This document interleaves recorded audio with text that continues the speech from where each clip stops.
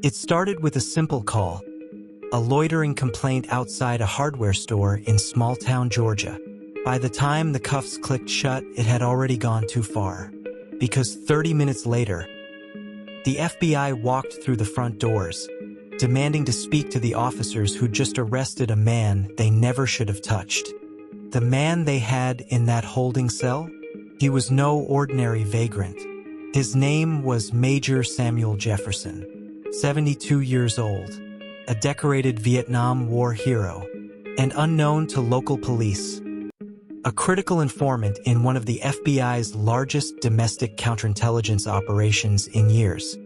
What happened next would expose a deep rift between law enforcement agencies, shake a sleepy southern town to its core, and leave every officer involved asking themselves how they got it so horribly wrong.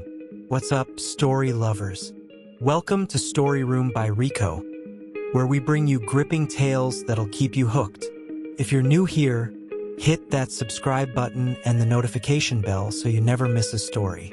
Also, let us know in the comments section where you are watching from. Ellison County, Georgia. Population, 14,200. Known for two things, peaches and silence.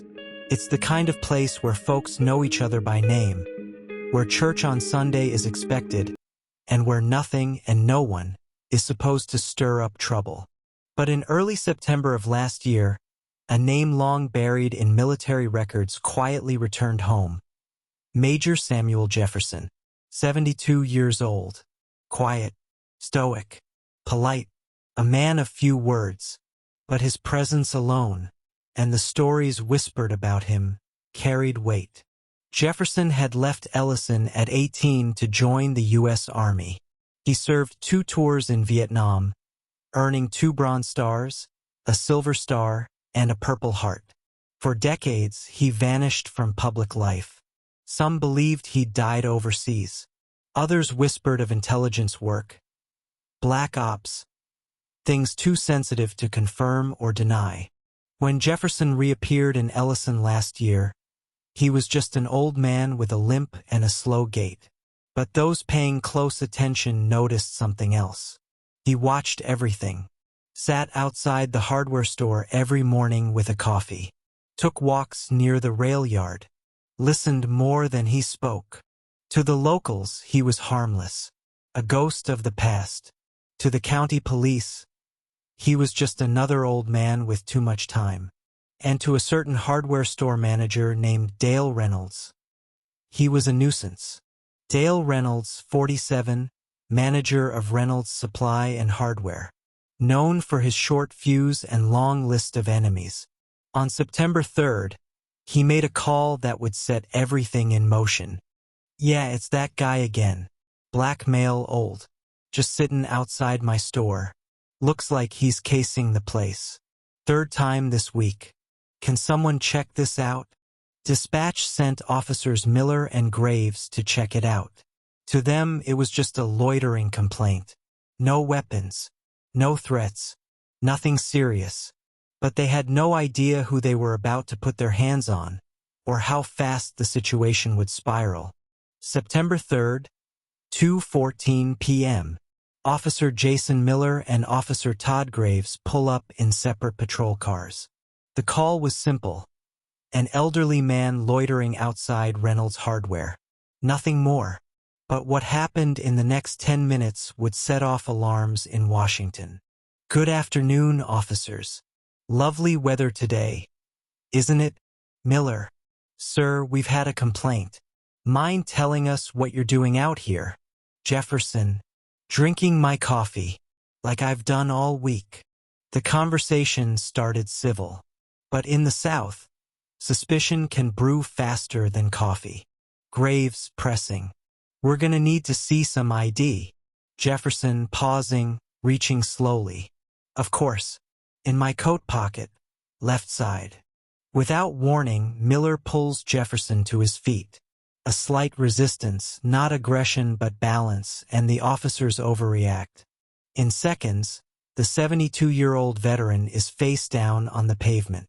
Jefferson groaning. There's no need for this. Son, You're making a mistake. Graves. You're resisting. Stop moving. Jefferson didn't resist. He braced his fall. The officers cuffed him tight, ignoring his limp and the clear veteran's patch stitched into his coat lining. Miller over radio. We've got a suspicious bag, brown briefcase. Tag it, bring it in. They thought they had a transient. What they had was someone far above their clearance level. Dispatcher, be advised that ID is pinging restricted. Repeat, do not touch contents further. Secure location and await contact. At exactly 2:43 p.m., 29 minutes after arriving, the Ellison County PD gets a call. Not from a lawyer, not from the mayor, but from the FBI's Atlanta Field OFFI. This is Agent Lasker, ID 1438 kilo. You are holding an asset of federal interest. Stand down. We are en route. I told you, you were making a mistake, Jefferson said. At 2:47 p.m., an unmarked black Suburban pulls up outside the station. 3 agents step out, suits, earpieces, no words. They walk straight past the front desk, straight into the holding area. This is where things get explosive. Subscribe now because what happens next will rewrite everything you know about power. When the agents arrived, there were no sirens, no barking orders, no chaos. Just a quiet authority that swept through Ellison County PD like a cold wind through an open door. They didn't demand anything. They informed. Within minutes, Officers Miller and Graves were removed from the intake room, replaced by a federal liaison who addressed the department with a brief, haunting statement. You've just detained a decorated intelligence officer with 36 years of service to this country. Someone who's been off the official record for over 2 decades. Silence followed. You could have heard a pin drop. Who was Major Jefferson? The background check that had baffled the county dispatcher now made sense. Jefferson's file didn't return a standard result because it wasn't in the usual databases. His name had been sealed under a Department of Defense archive, flagged, classified. But here's where it gets even stranger. Jefferson wasn't just a veteran. He was one of the few surviving members of a Cold War-era counterintelligence unit known as Echo Sentinel, an elite and undocumented division that performed deep reconnaissance and intercept missions during the 1970s and early 80s. Most Americans never knew it existed. His last known mission? Eastern Europe, weeks before the Berlin Wall came down. What was in that briefcase the officers had nearly confiscated? Signed communications from a recently declassified Soviet operative. A letter addressed to Jefferson from a now-deceased U.S. senator. And an active non-disclosure agreement renewed as recently as 2020, with a current federal seal. The FBI was now faced with a PR and operational nightmare. An African-American veteran, detained, cuffed, and humiliated, despite holding federally protected clearance, being registered under a protection clause for intelligence assets, and more crucially, carrying documents tied to an ongoing internal audit of covert pensions, something that would later blow wide open in Congress. Why had Jefferson been outside the hardware store? Turns out he was scheduled to meet a DOJ liaison. The location was intentionally mundane. The timing was precise. But because 2 local officers couldn't see beyond race and appearance, the meeting never happened. Worse, Jefferson's detainment was streamed on a civilian's Facebook Live. The clip didn't go viral immediately, but it would days later when the full story unraveled. As agents began reviewing the footage and speaking with Jefferson, a clear pattern emerged. This wasn't the first time he had been stopped. Since relocating to Ellison County 6 months earlier, Jefferson had been pulled over 4 times, twice on foot, once while driving, all without citations issued. No criminal record, no outstanding warrants, but constant suspicion. Jefferson never filed complaints. Why? Because, as he put it, "My work taught me to observe, and sometimes silence is louder than any shout." The FBI's tone quickly shifted from bureaucratic to apologetic. But Jefferson, he didn't ask for an apology. He asked a question. How many others like me didn't have clearance to protect them? Within 48 hours of the incident, both Miller and Graves were placed on administrative leave. A federal oversight board opened an internal affairs probe, not just into Ellison County PD, but into over 50 small-town police departments within a 100-mile radius. They wanted to know, how many times had veterans, especially black veterans, been profiled, detained, or dismissed without cause? What they found: over 400 documented stops involving elderly black men since 2017, the majority never resulting in charges or citations. Jefferson had just unintentionally lifted the veil on something bigger than himself. He had become the case study. Then came the bombshell. 2 weeks after the incident, during a secure testimony before a federal oversight committee, a detail from Jefferson's file was declassified. In 2002, Jefferson had been assigned to a covert domestic observation role, tracking how intelligence veterans were treated post-retirement. In other words, his presence at that bench wasn't accidental. His coffee ritual had been part of a larger pattern of behavioral study, quietly gathering data on public treatment of invisible patriots. He had let himself be detained, choosing not to speak out, choosing to test the system he once protected. And the system failed. This man risked his life in silence for decades. And when he came home, he wasn't given honor. He was given suspicion, shackles, disrespect. And that was just the beginning of the public reckoning. If you're still watching, you need to subscribe. The ending will haunt you. What happened in Ellison County didn't stay in Ellison County. Within 72 hours, the incident that started as an unnoticed detention became a national headline. Decorated veteran detained by local cops. FBI intervenes. News outlets raced to dig deeper. Who was Jefferson, really? How could officers not know who they were dealing with? And perhaps the most unsettling question of all, how many others had gone unnoticed? Protests began quietly in the surrounding counties but quickly swelled. Veterans groups, black, white, and everything in between, joined arms, marching not for Jefferson alone, but for dignity, recognition, and justice for those who served and suffered in silence.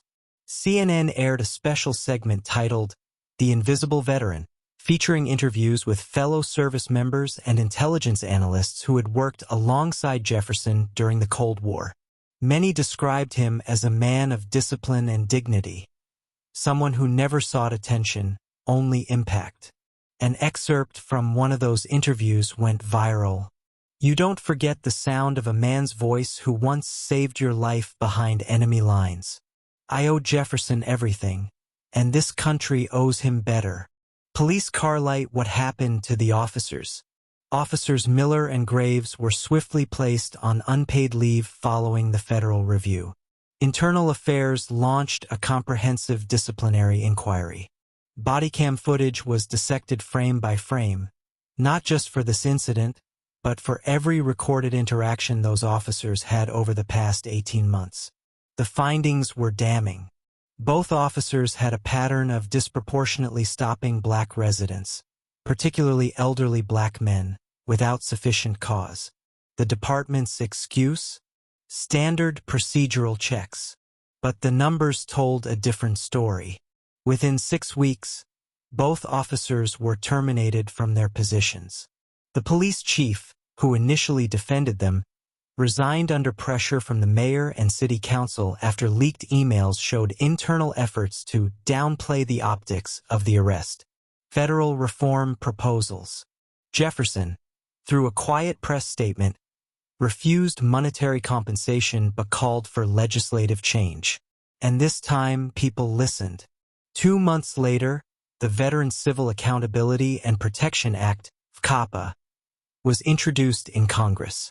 The bill proposed a national identification system for all honorably discharged veterans, easily recognizable in police systems, mandatory bias and de-escalation training for all local law enforcement officers, a federal task force to investigate law enforcement profiling incidents involving military veterans. VCAPA passed its first committee with bipartisan support, propelled by footage of Jefferson's arrest and testimony from civil rights advocates. Ellison County's tourism took a hit. Small businesses faced boycotts.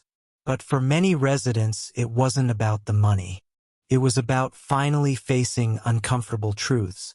Town halls turned into truth-telling spaces. Churches opened their doors to veterans sharing their experiences of quiet discrimination. Moments they had once shrugged off, now too loud to ignore.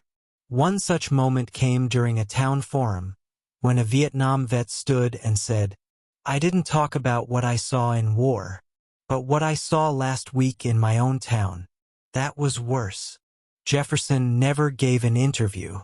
Not to CNN. Not to the Times. Not even to the president, who extended a personal invitation to the White House.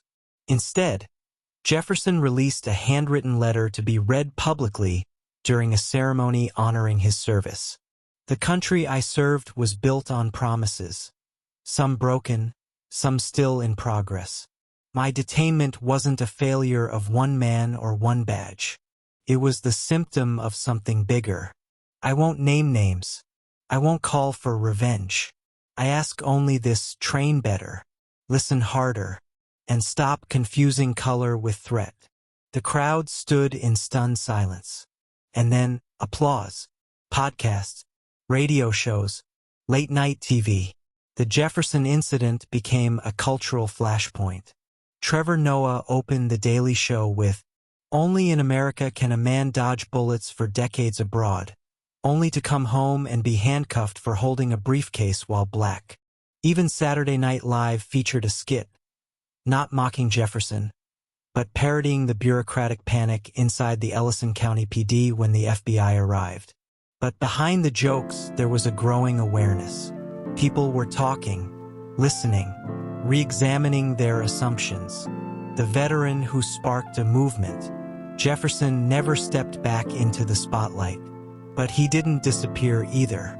Within a year, his quiet protest had helped fund 3 community resource centers for veterans facing discrimination, housing insecurity, or mental health challenges. His name appeared humbly, modestly, on a plaque at the entrance of each one, in honor of Major Charles Jefferson, because silence shouldn't be survival. One man, one mistake, one moment, that's all it took to pull back the veil. But the echoes of that day didn't fade, they grew louder. And now the question isn't what happened to Jefferson. It's what will we do now that we know? It started like so many stories do, with silence. A decorated veteran, once trusted with the most classified missions this nation had ever known, was handcuffed in front of a gas station convenience store. Not for what he did, but for what he looked like, what he carried, and where he stood. He didn't resist. He didn't shout. He simply waited for the system that once called him hero to recognize him again. But here's the haunting truth. How many Charles Jeffersons walk among us? How many men and women who built this country, defended its borders, carried its secrets, now walk into a store and are seen not as protectors, but as problems? It's easy to honor the uniform when it's on a battlefield. Harder still, when that uniform is gone, and all that's left is skin, age, and memory. Let this not be just another story we hear and forget. Let it be a mirror we all must face. Because if a country can't see its heroes clearly, then maybe it's time we clean the lens. If this story moved you, if Jefferson's quiet strength and the truth behind it opened your eyes, don't let it end here. Backhand index pointing right, hit that subscribe button for more powerful, real-life stories that challenge our thinking and open our hearts. Tap the notification bell so you never miss a moment of truth. Share this video with someone who needs to see what dignity really looks like, even when the world forgets to look. And remember, sometimes justice doesn't arrive with sirens. It arrives with silence.